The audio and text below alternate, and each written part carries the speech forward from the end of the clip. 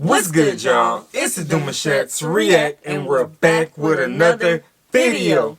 Who we got today, C? Today we're back with another American reaction. Super excited about this video. If you're new to us and we're new to you, make sure you scroll down, hit that subscribe button, and turn on the post notification bell because we're on the road to 200K.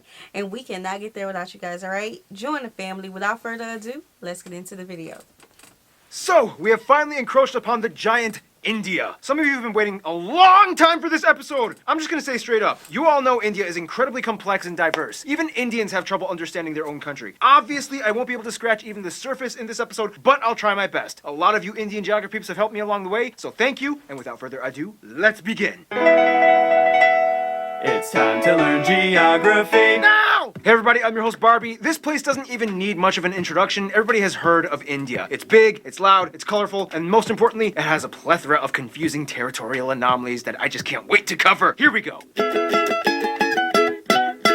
There's an old saying, India is a place where everyone is in a hurry, but no one is ever on time. First of all, India is located in South Asia, right on the Indian and Arabian Seas and the Bay of Bengal, bordered by 6 other countries, so close to 7, but that land bridge between Sri Lanka got wiped away like 600 years ago by a cyclone. India is divided into 29 states and 7 union territories, with the capital New Delhi, which acts as its own administrative unit, located in the capital territory. Keep in mind, New Delhi is actually just the name of one of the districts in the capital territory, made up of 11. The largest city, however, is actually Mumbai, with New Delhi, Bangalore or Bengaluru, and Hyderabad following after. However, the 4 busiest airports are Delhi Indira Gandhi International, Mumbai's Chhatrapati Shivaji International, Bengaluru's Kempe Gowda International, and Chennai International in the south.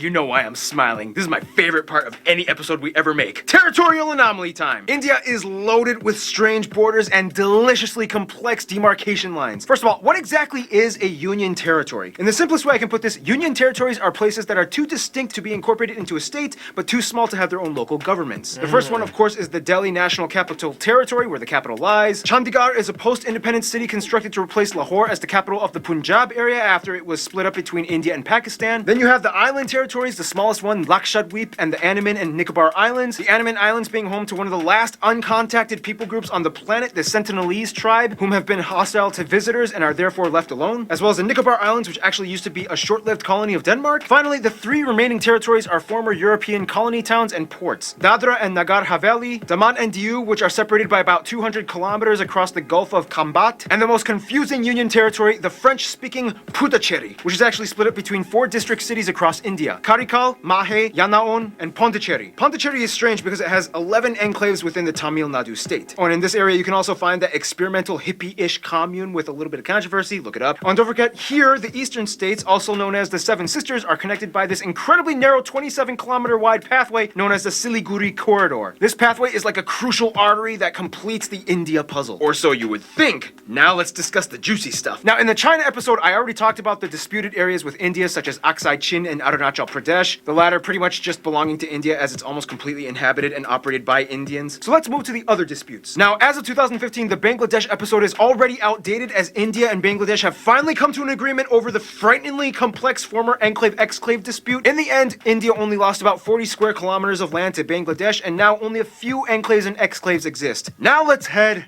north. Now, when you try to draw the shape of India, you might want to be careful which depiction you use. Some might use this picture, some might use this, some might use this, and those that don't really study very well might use this. The point is, the whole area is like the most heavily militarized, diplomatically stressed out region on the planet. It's already had like 4 wars in the past half century. Basically, India, Pakistan, and to some extent China all want the entire area for themselves, although it's more of like a Pakistan-India thing. In the China episode, we already discussed the Chinese disputes with India, so I won't cover those in this episode. If you want to learn more, just watch the China episode. But anyway, this entire area was a former domain known as the princely state of Jammu and Kashmir that was under royal Maharaja rulers all the way up until independence. Currently, this place is split up by this fenced-off militarized line known as the line of control between India and Pakistan. Why is this? Well, in the quickest way I can put this, Okay, the British are out. We get to take your land.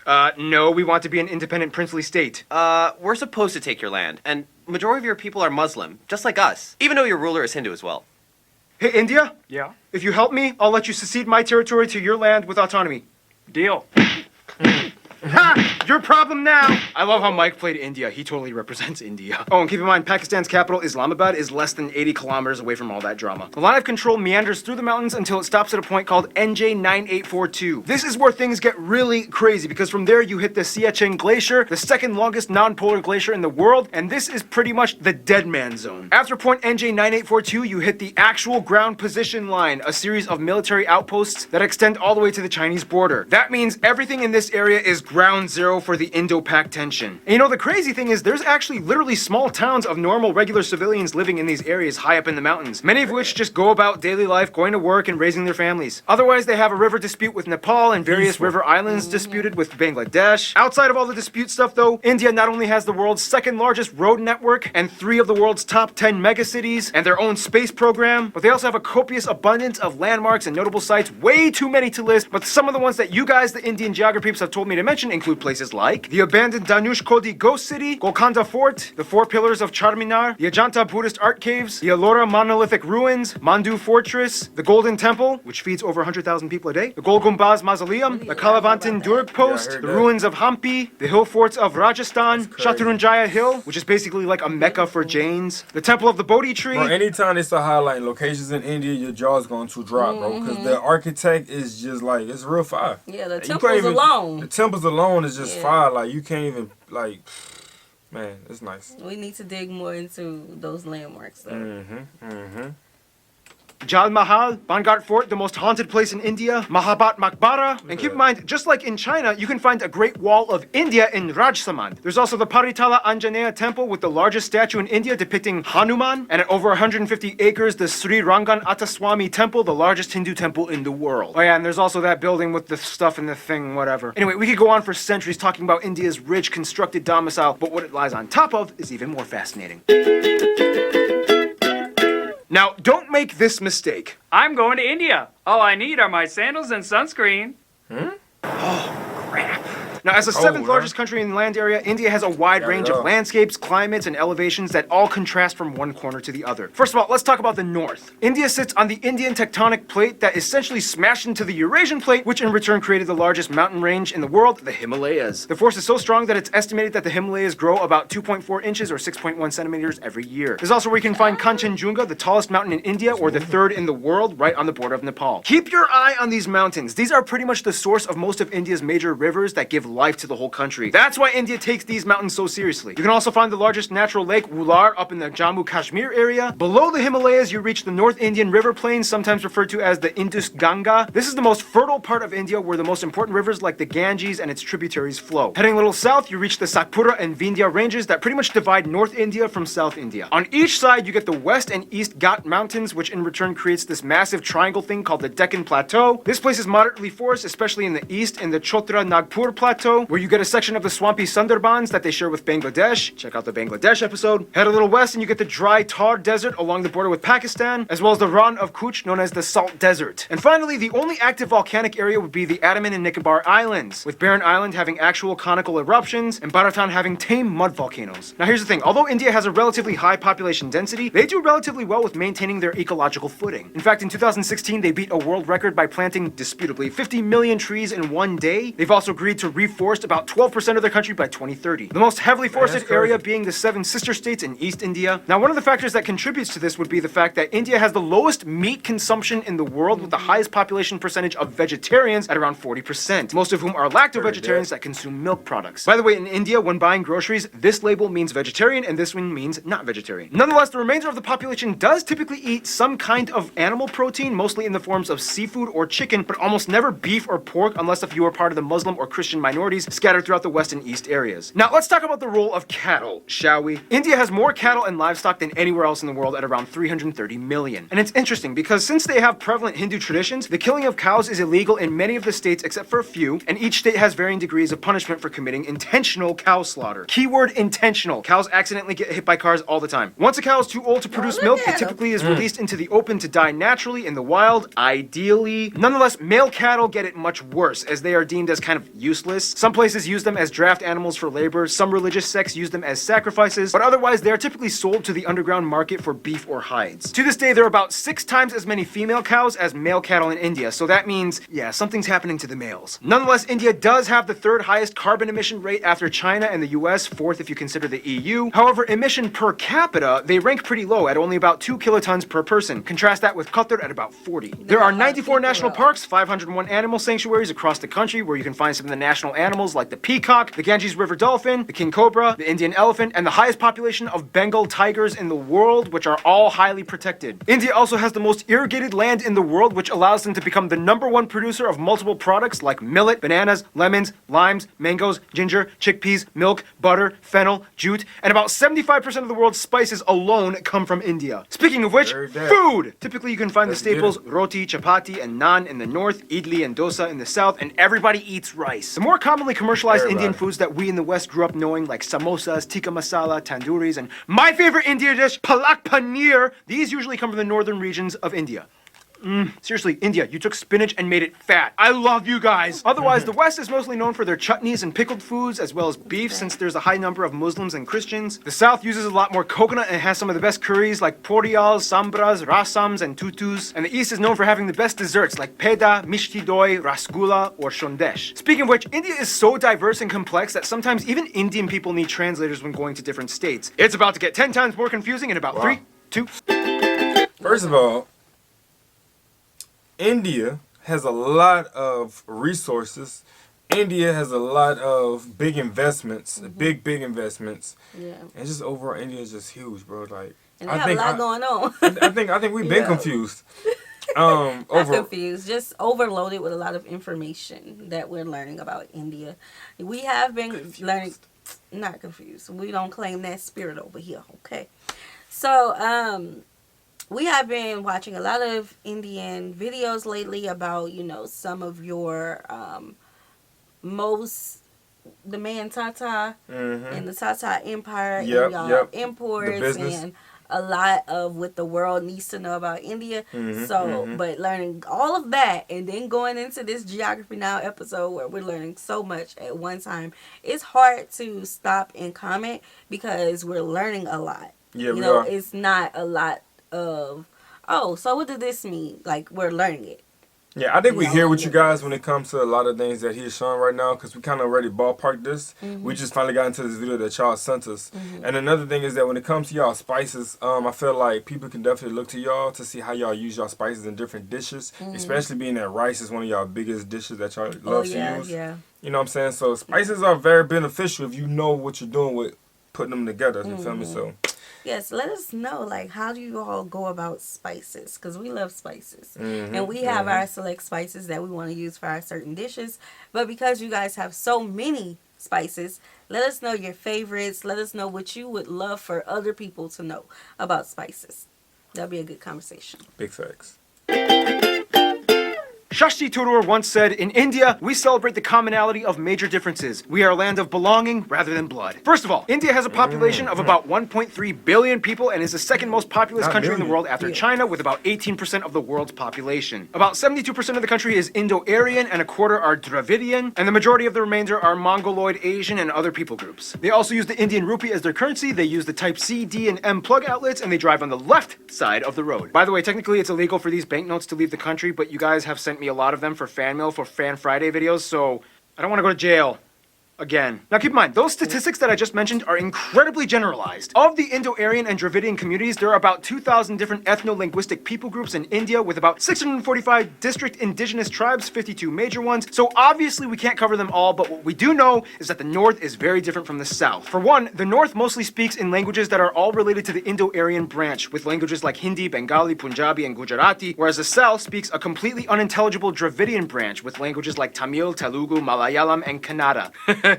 Canada. Otherwise, there's also pockets of Sino-Tibetan and Austroasiatic languages spoken in the far north and east. Wait, so how do they all, like, communicate with each other? Great question. Although India does not have an official language, there are 22 recognized national languages, and of these, 2 are the most prevalent, taught in schools and used by government officials, Hindi and English. And very often these two are like mixed mid-sentence. It's weird. Don't be surprised if you hear someone speaking Hindi and then suddenly finishing off in English. It's like, and I was like, what this? And I was like trying to, like, why are you even trying to do that? I know, right? And in the washing machine, I told them, a Bob Saget with a chainsaw. Now, of course, let's discuss the one thing that goes hand in hand with India, Hinduism. About 80% of India claims to be Hindu, or at least part of the Hindu practicing community. Now, we don't have time to explain everything about the tenets and multi-layered philosophies and practices of Hinduism. If you want to know, just talk to a Hindu person. But basically, one thing you do need to know is that Hindu-driven ideologies pretty much dominate most of life in India, everything from family to business. You will see colorful, mesmerizing shrines, temples, statues, and rituals being performed everywhere, even in public. On the Bharat Mata, the Mother of India, statues are everywhere. She's like the symbol of India. The largest Hindu pilgrimage, the Kumbh Mela, happens every 3 years, rotating between 4 cities, in which the adherents bathe in the Ganges River and enjoy a massive festival with tens of millions of people. Like, seriously, you can practically see it happening from space. Now,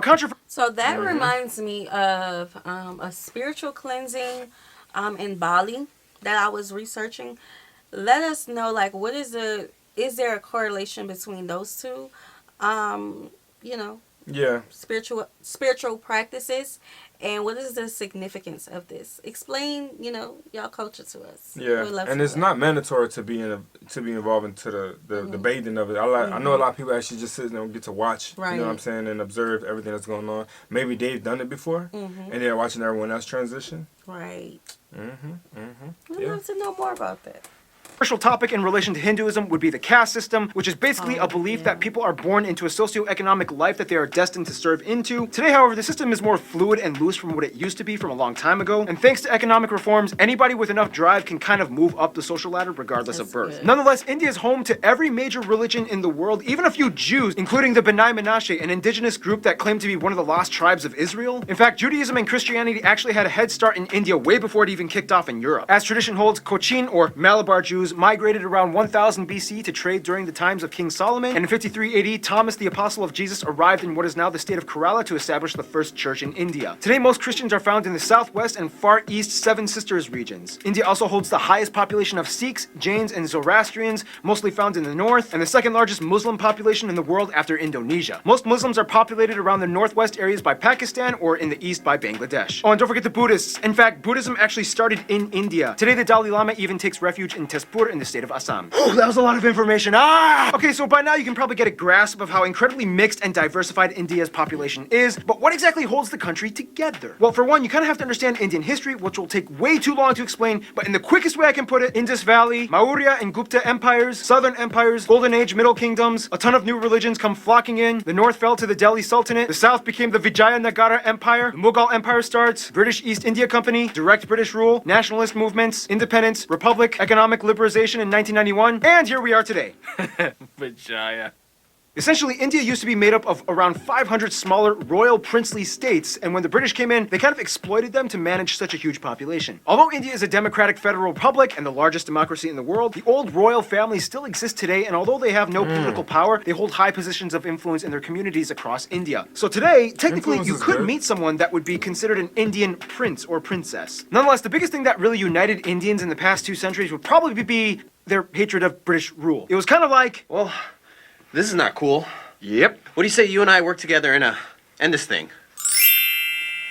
Essentially, one good thing you could say that came out of imperialism was that it kind of stopped all the internal squabbling and unified the groups towards one common goal, to get rid of imperialism. Today, Indians are just proud to be Indian. I mean, a Tamil soccer player can get cheered on by a Rajasthani, a Punjabi pop star can sell out tickets in Orissa. Speaking of which, all Indians love movies and music. India has the second largest film industry in terms of volume, pumping out nearly 2,000 films per year. Surprisingly, Nigeria pumps out more. However, the box office revenues gross out at only about $2 billion annually compared to Hollywood at over 10 billion, but still, it's impressive. And keep in mind, it's not just Bollywood, but it's also Tollywood, Gollywood, Collywood, Pollywood, and so on. There's like 20 different woods in India. Oh, and like every movie in India has at least one scene where everybody breaks out in song, and there's almost always a happy ending. Unfortunately, mainstream media has also put an aesthetic strain on many of the people, as it's almost become an obsession to be light or fair-skinned, causing people to go so far as to buy skin bleaching products. Some other controversies include things like illiteracy being an issue in many parts of the country, especially in the rural areas. But I mean, come on, when your country has literally hundreds of different different writing systems. Go figure. I mean, give him a break. Also, many of you guys, the Indian geography peeps, have asked me to bring awareness to the fact that India does unfortunately have some of the highest rates of human trafficking and child slavery. The government is trying to crack down and culture is slowly being reformed, but for now, it's a sad reality that still does exist. Hey, here at GN, we talk about the good and the bad. I'm just saying. Otherwise, sports do definitely tie everyone together as well. Okay, before we go into sports, I believe, y'all correct us if we're wrong, but I believe the first video we reacted to about India was being black in India, and learning the caste system was a little bit of a culture shock. Not a little bit, a lot of a culture shock, you know, because here in the United States, people say we always involve race into everything, and it's because of how this country was created. Right. But just dealing with a caste system, that's a whole nother ballpark. When it comes to race issues, and that's so hard for us to cover. So what are your thoughts on that? Do you feel like it's outdated? Do you feel like y'all should continue to uphold it? How do y'all feel about that? Yeah, again, that's just so much we need to understand. So much we need to dive into. And you guys can help us with that. Yeah. Especially cricket, the national sport, even though they also used to do really well in field hockey. India also has a lot of their own indigenous sports like Dopkel in Assam, bull racing in Kerala, Insuknar, rod pushing in Mizoram, and Malakamba, this strange pole yoga gymnastics thing in the south. Hey, listen, if you want us to check out any of these extravagant sports that you guys also have that the world may not know about, Demouchet REACT 2.0 request form. Yes. Hit us up. We are going to be looking for you. Trust me, we're looking for you. Yes.